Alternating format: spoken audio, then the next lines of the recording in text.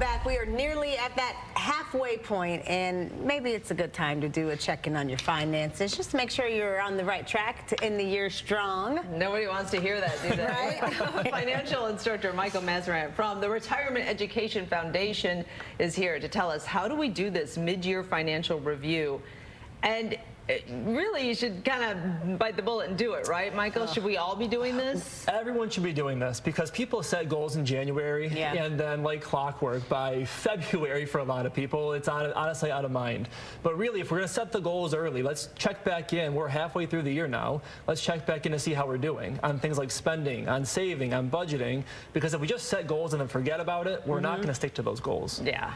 I mean, that is with anything, right? We should be doing a mid-year check.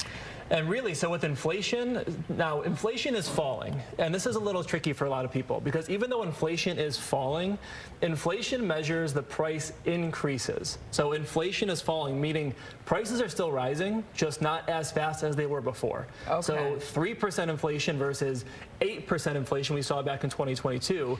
Prices are still rising, just not as fast as they were previously. So if we had a budget set up in January for food and gas and entertainment, and prices are up between January through now, we're probably spending more than we think.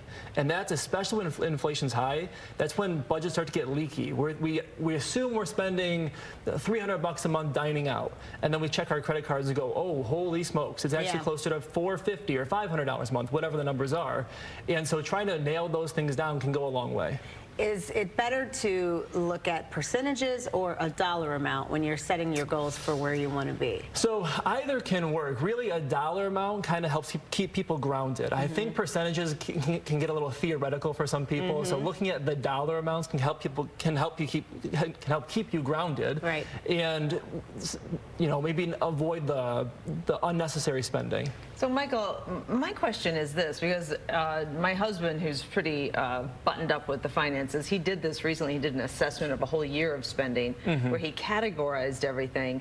It was a lot of work, though, to be honest, to figure out how much are we spending on eating dinner out? How much are we spending on kids' school stuff, whatever? So how can we simplify the process? Technology can help you. There are a lot of programs that can help you do this. There are tons of apps that can help people do this. And really, trying to check in, once a month, once every 2 months, as opposed to once a year, is a really helpful thing. Because if we're pulling up those statements once a month, once every 2 months, we're not trying to dig out 12 months of data and try to track it all at one time. So if we're staying on top of it once a month, once every 2 months, it can go a long way. Okay, maybe you took a look, didn't love what you saw, got a little discouraged. What can we do now to turn things around? Well, so now we're halfway through the year, like we said, and it's kind of like halftime here. Yeah. So if we didn't have a great first half, we can always recover and set new goals for the second half of the year. If we have to adjust the goals, fine. Set new goals if we have to, but keep setting goals and keep striving towards those goals. Let's keep trying to save into the retirement accounts. Let's keep paying off the credit card debt and trying to budget. Again, we'll talk, I think, about in the next segment here, next time I'm back. Budgeting doesn't have to be a bad thing. Budgeting, once we have the budgeting tackled, we can really make sure we're spending the money we want to spend on the fun stuff. Yeah, it's budgeting. It seems like such a negative, just a drag.